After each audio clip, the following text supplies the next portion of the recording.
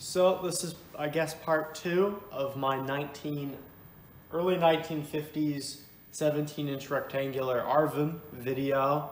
If you remember last time, I replaced this old flyback in the set with a new old stock one, and we've got deflection and all that, but we don't have any video. I have now a new old stock video output 2. So I think we're going to go ahead and put that in and see if it'll change anything.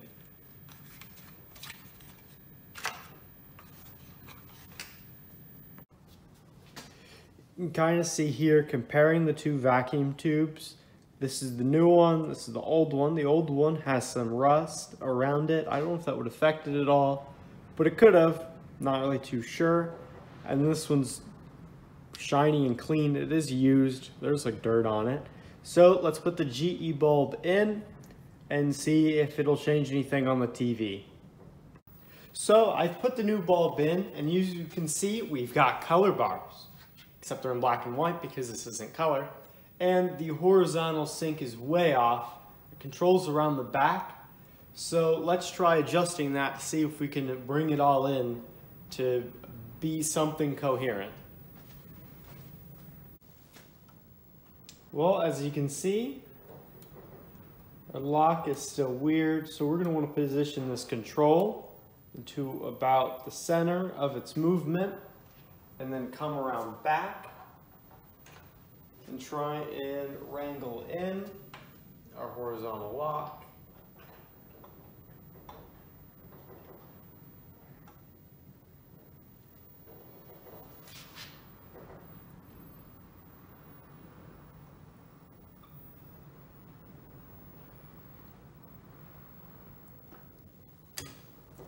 There you have it. Now let's use this control. That's brightness, is vertical.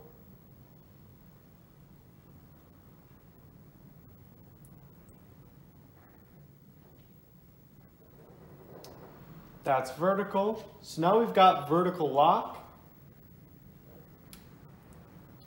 That's maximum brightness. The yoke probably needs to be adjusted.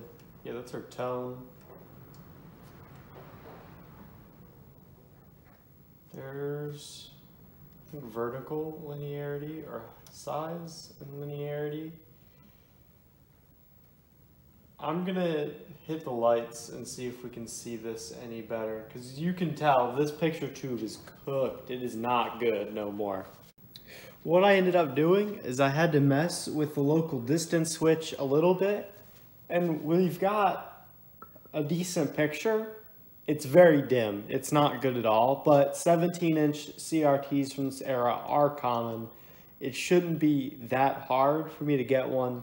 In fact, I think I'm going to try and see if I can get a new old stock or a good used one from the Early Television Foundation in May when I go to their convention.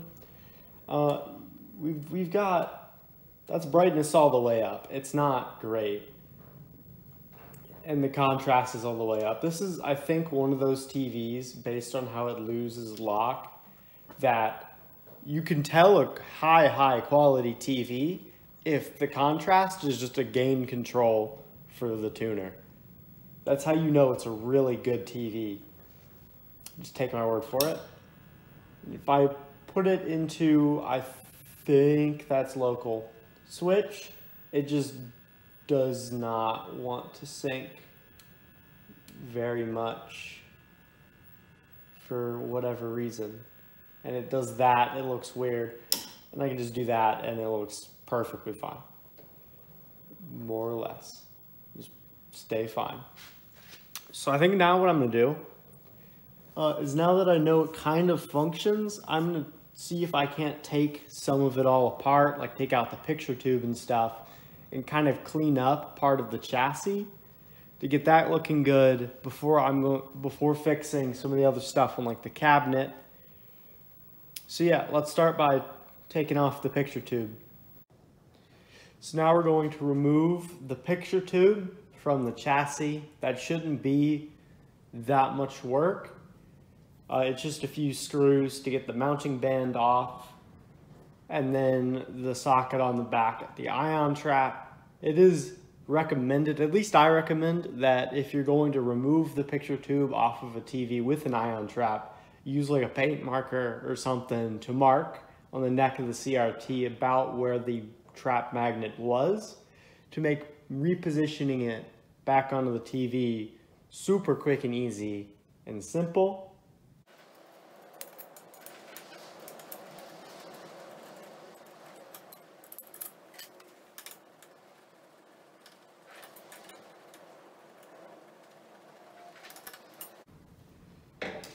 Like so, those screws are out, and then there's one more screw on the top.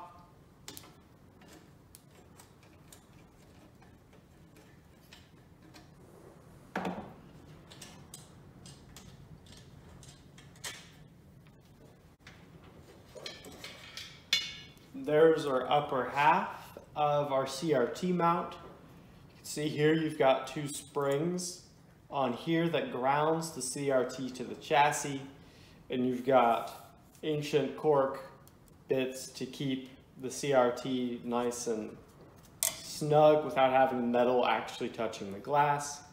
I'm going to put this aside.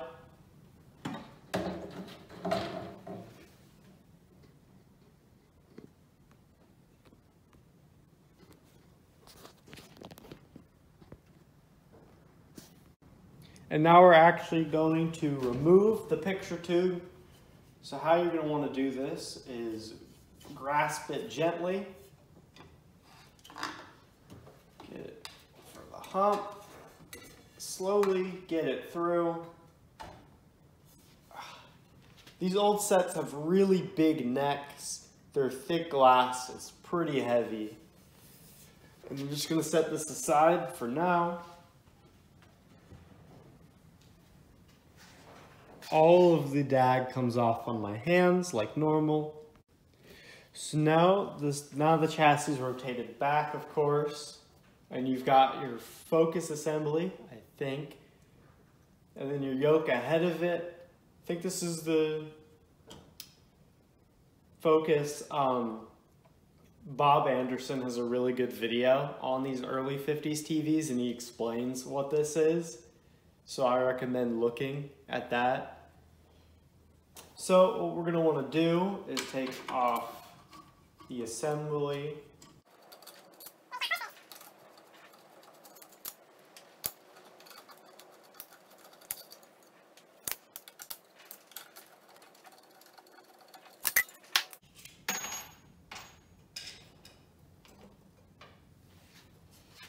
Kind of see the assembly. Not really sure how it works, but there's a big magnet inside of it. Then you've got the back of your yoke here. Now you've got removal of the yoke assembly. You've got a plug.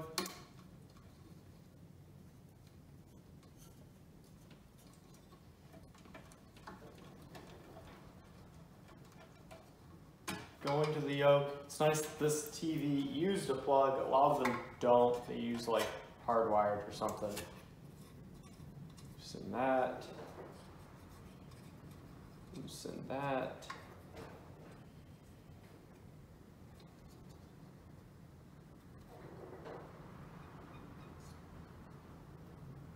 Have to take a look at this. Have to take a look at it.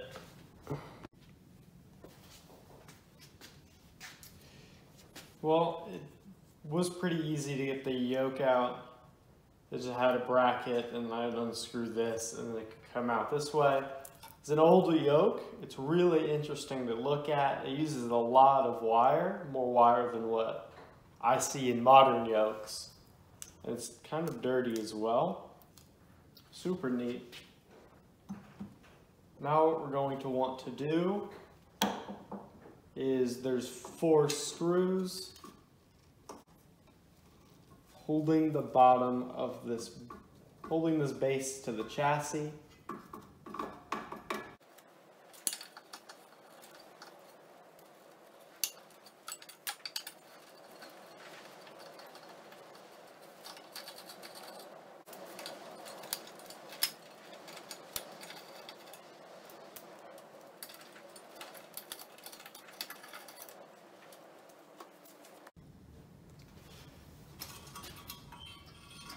just like that. This can come up. The bottom of it is pretty crusty. It's also interesting how they used a spacer block like this, so they can use the same chassis with this smaller 17-inch picture tube and the larger, I think probably like a 21-inch or something like that picture tube, or 19-inch picture tube. I'm not really sure what but both picture tubes can go on this chassis, whether it's a 17-inch or bigger. You can see looking up in the chassis here that it is covered in corrosion kind of in the middle on the back here. I'm gonna go take a moment and see how much of this I can remove to try and maybe get the chassis looking a little bit better. See ya, I'll get doing that. Well, I tried to scrape some of the rust off. It looks a little bit better, but like not too spectacularly. But it's as good as I care to get it. It is a TV with a near dead picture tube, and the cabinet is still pretty beat up. So now all I'll have to do is put it all back together. So I'm gonna start doing that.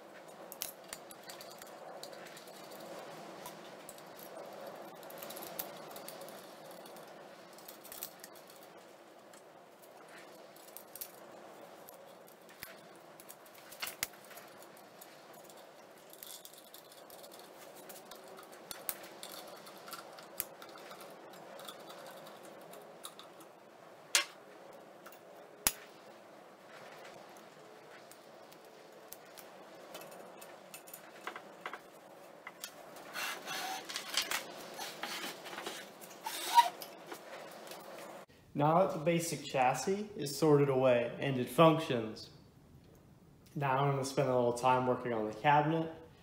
Mostly just the front door for the front. It doesn't sit flat. I want to kind of fix that. I think in the future I might refinish this cabinet before I attempt to refinish the cabinet on my 66 Curtis Maths color roundy. So first thing we're gonna want to do is remove the safety glass. That can be done with just the 5 screws here.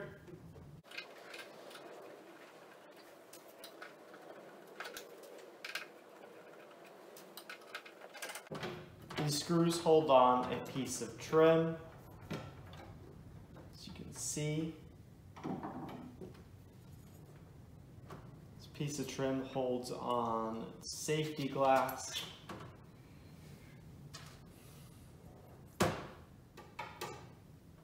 And the safety glass simply just comes out.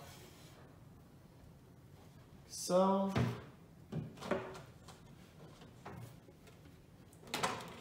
the bezel is held in by the safety glass too.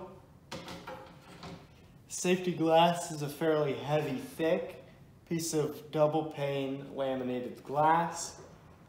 Newer CRTs, before the invention of the implosion band, or whatever you want to call it, they had bonded safety glass, where the safety glass was attached to the picture tube. This just has a single pane of glass that goes in front. So now we're going to put this off to the side.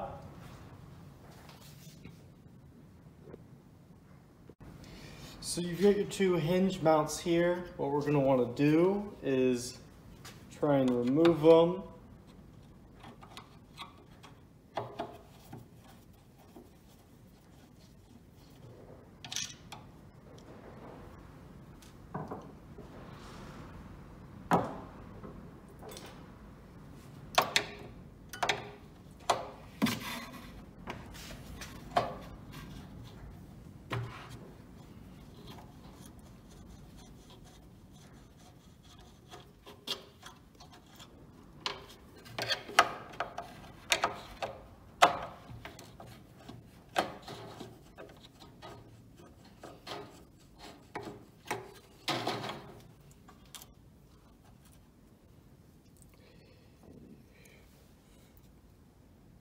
Here's your two hinge mounts. So what I'm going to do is line them up and try and bend them both to be the same shape, and hopefully that'll fix the issues I've been having. And then I'll put them back in. And then I've got the new door attached, kinda. Cool if it just like worked, but you know. It looks fine. It's a little crooked, I guess, but it doesn't matter that much. It's not in great shape anyway. It's not museum quality. So now I'm going to put the safety glass, the bezel, all that back in, make sure to clean it all. I guess get the chassis back in, and then I'm going to figure out what to do next. Well, here you can see that while the picture is dim, it doesn't look too bad, and I'm sure it would be fine to watch in like a dark room. But I do intend to get a new picture tube for it. Ignore this knob. The other one is sitting drying because of glue, because it fell apart again. So that's just a placeholder so I can like turn on and off the TV. There's still a little funkiness in the picture itself, but that could probably be not the right capacitors, since I did pull parts from this TV and I just threw stuff in it to get it back to where it was. So I think that's going to be into this. You might see this TV in the future, you might not. Not really too sure yet.